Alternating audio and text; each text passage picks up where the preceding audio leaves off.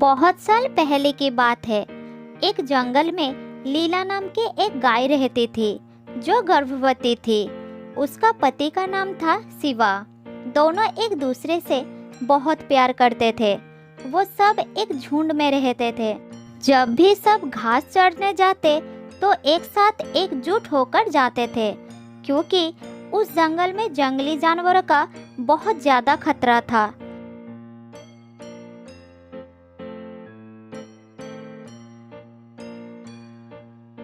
उस जंगल में एक खूंखार शेर रहता था जो किसी भी जानवरों को अकेला पाकर शिकार कर लेता था। बस इसी वजह से सब इकट्ठा होकर घास खाने जाते और वापस भी एक साथ आते थे। लीला गर्भवती थी। वो शुरू में तो सबके साथ जाती थी, लेकिन अब पेट बढ़ने के वजह से उसके लिए बाहर जाना और घास चरने जाना बहुत मुश्किल हो रहा था और इसी बात से शिवा बहुत चिंतित हो रहा था। लीला, मुझे तुम्हारी बहुत चिंता हो रही है।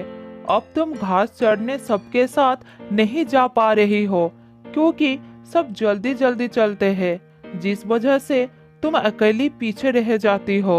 मुझे बहुत डर लगता है कहीं तुम पे उस शेर की नजर ना पड़ जाए, इसलिए मैं चाहता हूँ तुम यही इसी सुरक्षित जगह पर रहो। मैं तुम्हारे खाने के लिए हरी हरी पौष्टिक घास लाऊंगा, जिससे हमारा बच्चा स्वस्थ पैदा होगा। लेकिन मैं पूरा दिन यहाँ अकेली कैसे रहूंगी? अगर तुम भी चले गए तो मुझे बहुत डर लगेगा। देखो लीला, अभी हमारे बच्चों के लिए हमें तो इतना करना ही पड़ेगा ना। बस थोड़े दिनों की बात है, हमारा बच्चा आ जाए, वो थोड़ा सा बड़ा हो जाए और वो हमारे साथ घास चढ़ने जाए, फिर सब ठीक होगा। ठीक है, जैसा तुम कहो।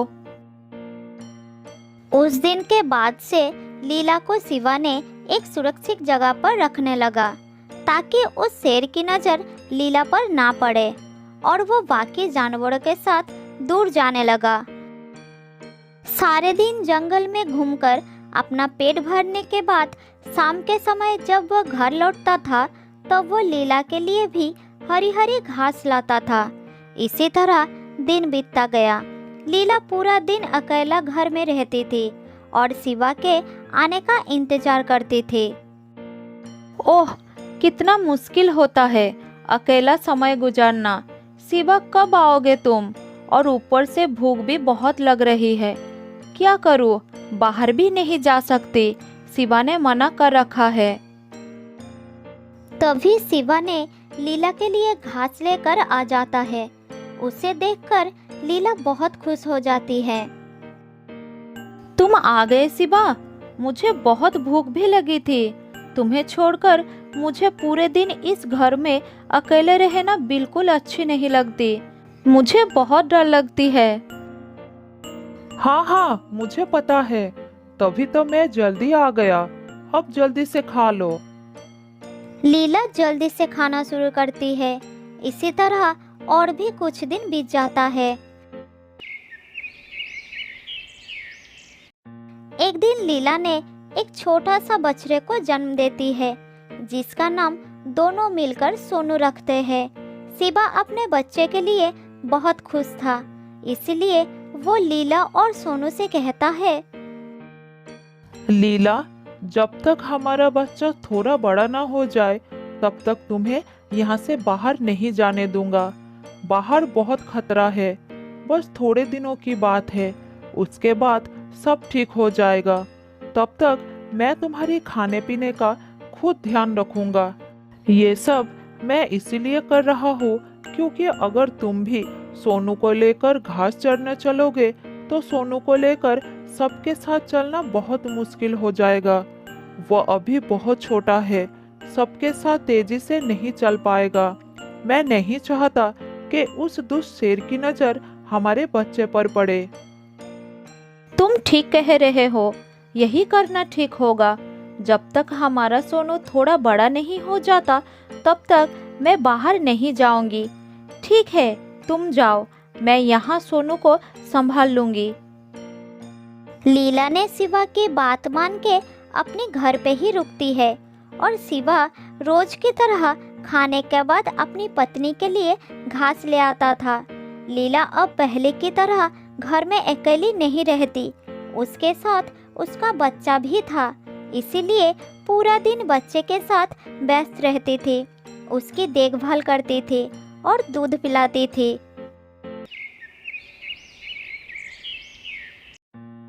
इसी तरह सब कुछ ठीक चल रहा था। एक दिन सोनू अपने माँ से कहता है, माँ सब बाहर जाते हैं, पिताजी भी बाहर जाते हैं, बस मैं और आप यही बंद क्यों रहता हो? मुझे भी बाहर जाने का मन करता है, चलो ना माँ, मुझे थोड़ा बाहर घूमना है। हाँ बेटा, मन तो मेरा भी बहुत हो रहा है। काफी समय से मैं भी बाहर नहीं गई हूँ, पर तुम्हें पता है इस जंगल में एक दुष्ट शेर रहता है, वो हमें कोई नुकसान ना पहुँचाए, इसीलिए तुम्हारे पिताजी ने मना कर रखा है। और तुम अभी बहुत छोटे हो ना बेटा, बड़ों के मुकाबले चल नहीं पाओगे। नहीं माँ, मुझे बाहर जाना है, मैं बहुत बहादुर हूँ, बिल्कुल अपने पापा की तरह, मुझे कुछ नहीं होगा, आप बस मुझे बाहर ले जाइए, बस माँ एक बार, फिर पिताजी के आने से पहले हम लौट आएंगे। सोनू माँ के साथ बाहर जाने की बहुत जिद करता है। लीला को मजबूर होकर सोनू को बाहर घुमाने ले जाने पड़ता है। सोनू पहली बार बाहर जाकर बहुत ही ज्यादा खुश था। माँ देखो कितना अच्छा है बाहर का नज़ारा, आप कितनी अच्छी हो माँ, मुझे बाहर घुमाने लाए। हाँ बेटा, मुझे भी बहुत अच्छा लग रही है, मैं भी बहुत दिनों के बाद बाहर आई हूँ। अब तो तुम खुश हो ना बेटा, चलो अब जल्दी घर चलते हैं। तुम्हारे पापा के घर आने से पहले उन्हें पता चल गया तो बहुत नाराज होंगे। ये कहकर माँ बेटा घर की ओर चलना शुरू करते हैं। तभी रास्ते में वो खूंखार से मिल जाता है। शिवा ने इसी डर के कारण उन्हें बाहर जाना मना किया था। लीला और सोनू बहुत घबरा जाते हैं। लीला को अपनी जान की परवाह नहीं थी, बस उसे उस बात की चिंता थी कि अब अपने जिगर के टुकड़े को कैसे बचाया जाए, क्योंकि अब उसे पता था कि शेर उसे छोड़ने वाला नहीं है। अब लीला को बस शिवा के बात याद आ रही थी। उसने उसे बार बार घर से बाहर ना जाने के लिए मना किया था। अब वो बहुत अफसोस कर रही थी कि उसे सोनू की जिद पे बाहर नहीं आना चाहिए था। उधर उसी समय शिवा जब शाम को अपनी पत्नी और बच्चे के लिए खाना लेकर घर पहुंचता है तो वो घर पर लीला और सोनू को देख नहीं पाता है। वो बहुत चिंतित हो जाता है।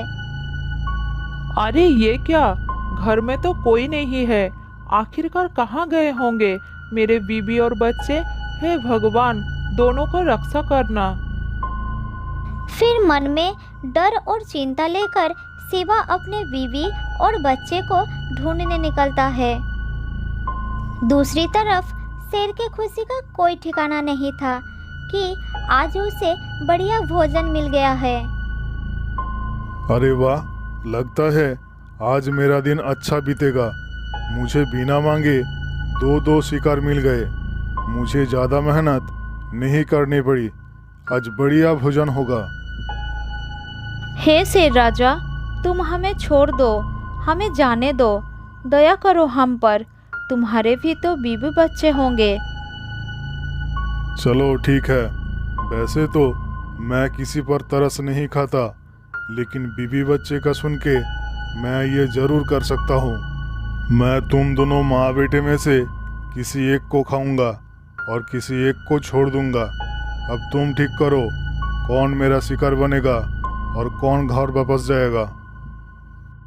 ठीक है, तुम मुझे खा जाओ, लेकिन मेरे बच्चे को छोड़ दो। मैं अपने बच्चे को मरता हुआ नहीं देख सकती, मुझे अपना शिकार बना लो। तभी अपनी बीवी और बच्चे को ढूंढता हुआ शिवा वहां पर पहुंच जाता है। नहीं नहीं शेर राजा, अगर तुम्हें खाना ही है तो मुझे खा जाओ। मेरे बीबी और बच्चे को छोड़ दो। उन्हें कुछ हो गया तो मैं जीते जी मर जाऊंगा। मेरे बीबी बच्चों को छोड़ दो, मुझे अपना शिकार बना लो। नहीं शेर राजा, तुम मुझे खाओ। सारी गलती मेरी ही है। मैं ही बाहर आने का जिद कर रहा था माँ के साथ। मैं अगर जिद ना करता तो अभी किसी की भी जान खतरे में नहीं होता। और वैसे भी माँ बाप में से किसी एक को कुछ भी हो गया तो मैं कैसे जीवित रहूँगा। शेर सबकी बातें सुनकर हैरान हो जाता है। कोई किसी को इतना प्यार कैसे कर सकता है। पूरा परिवार एक दूसरे के लिए जान देने को तैयार था।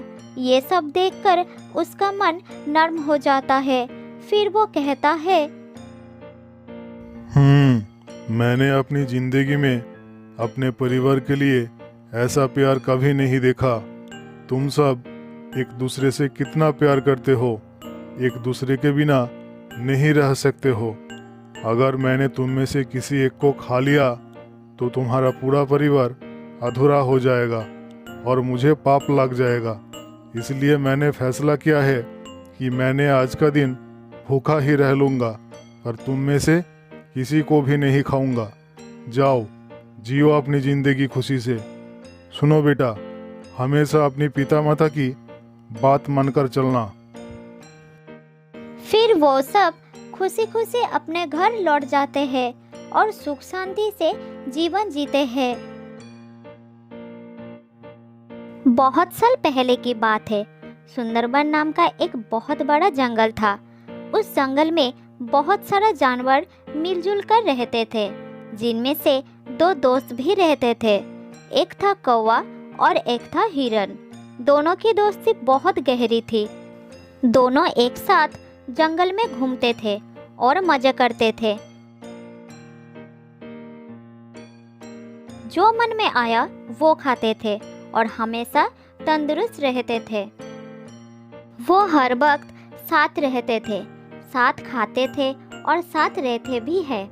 वो खाने के तलाश में दिन भर जंगल में घूमते रहते थे और शाम होने के बाद एक पेड़ के नीचे आश्रय लेते थे। कौवा पेड़ के ऊपर एक शाखा पर रहता था और हिरन पेड़ के नीचे एक गड्ढे में रहता था। इस प्रकार उन दोनों के दिन अच्छी तरह से बीतने लगे।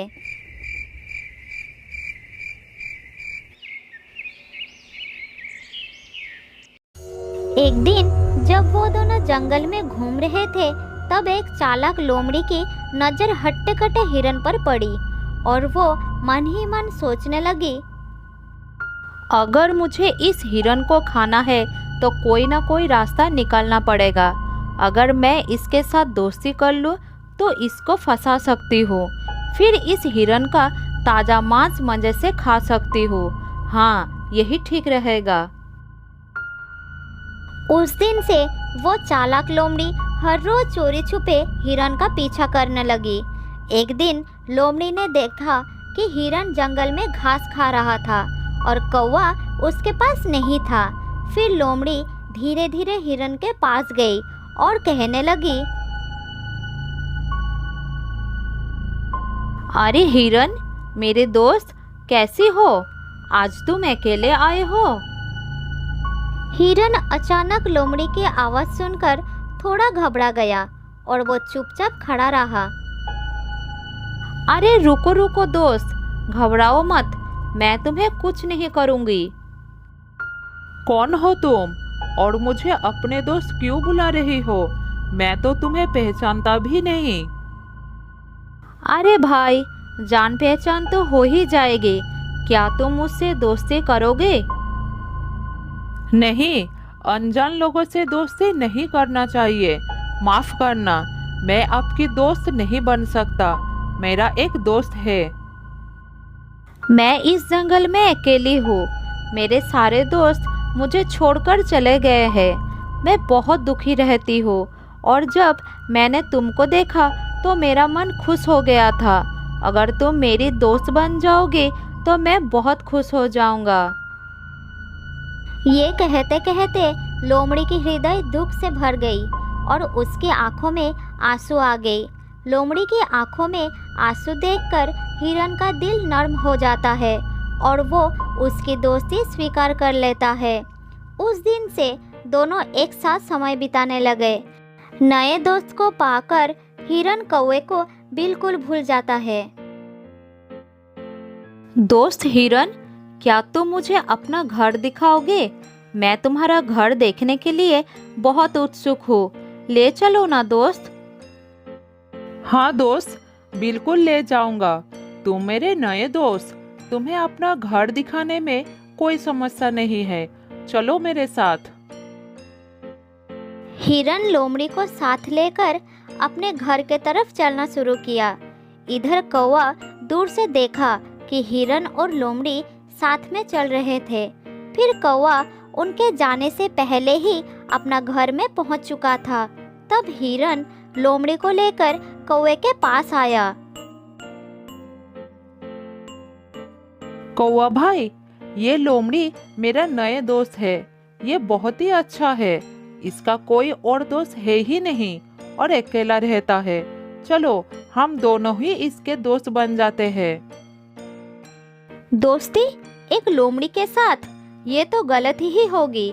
क्या तुम्हें नहीं पता कि वो एक मांसाहारी प्राणी है? इसके साथ दोस्ती मैं नहीं करूँगा।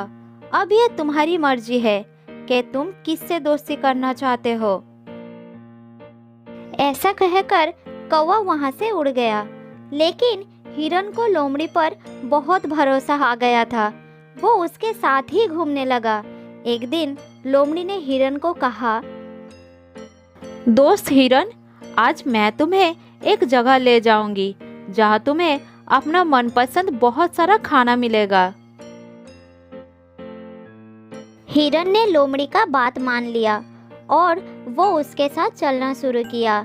लोमड़ी ने हिरन को एक खेत में लेके गई जहाँ तरह तरह की सब्जियां उगी हुई थी।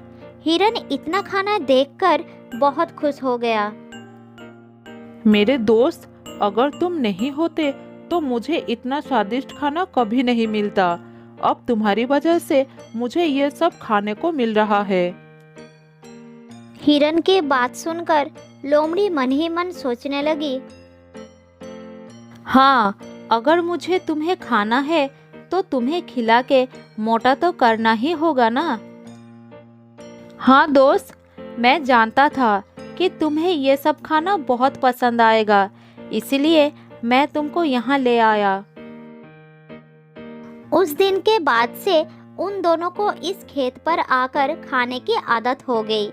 जल्द ही खेत के मालिक को पता चल गया कि कोई उसकी खेत को नष्ट कर रहा है और वो किसान उसको पकड़ना चाहता था।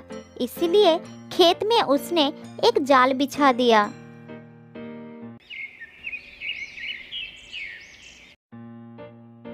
अगले दिन जब लोमड़ी और हिरन वहां पर आए तब हिरन जाल में फंस गया और हिरन को इस हालत में देखकर लोमड़ी वहां से भाग गई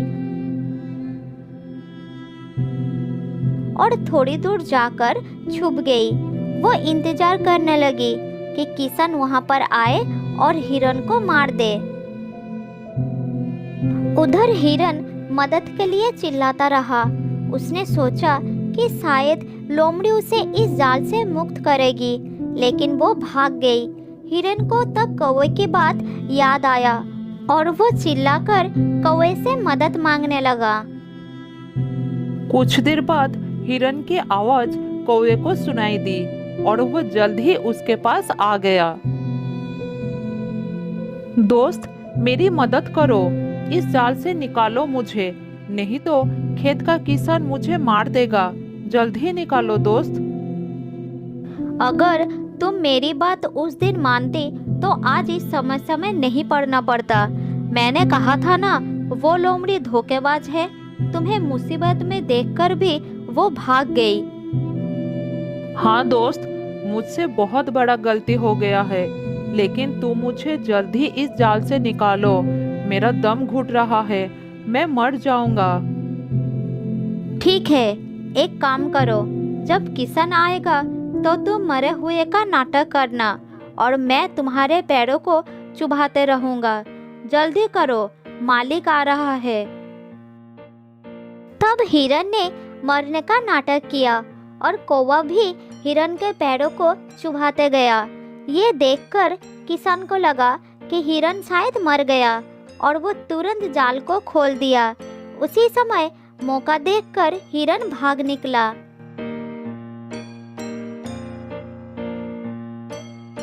लोमड़ी दूर से ये सब देख रही थी। हिरन के भाग जाने से वो निराश हो गई। उसने सोचा था कि वो हिरन के स्वादिष्ट मांस को खाएगा, लेकिन कौवे ने आकर सब कुछ खराब कर दिया। उधर अपना घर पहुंचकर हिरन ने कौवे को धन्यवाद दिया और फिर से दोस्ती कर ली। फिर कौवे ने बोला, अब उस लोमड़ी को सबक सिखाना पड़ेगा। हाँ, उसे सबक सिखाना ही पड़ेगा। मुझे पता है वो कहाँ रहती है। जैसे लोमड़ी ने तुम्हें फंसाए है ना, उसी तरह तुम भी उसका विश्वास जीतकर उसे फंसाओ। किसी भी तरह हम उसको खेत के मालिक से पकड़वाएंगे। बहुत ही अच्छी योजना है मेरे दोस्त। हिरन कौवे को लोमड़ी के घर के पास ले गई। कौवा हिरन को लोमड़ी के पास जाने के लिए कहकर खुद एक पेड़ के डाल पर बैठकर नजर रखने लगा। हिरन सीधा लोमड़ी के घर के अंदर चला गया।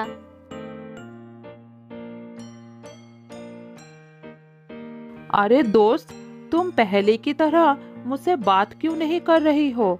तुम्हें पता है, उस दिन मैं किसान के जाल में फंस गई थी और भगवान की दया से मैं वहां से भाग निकला।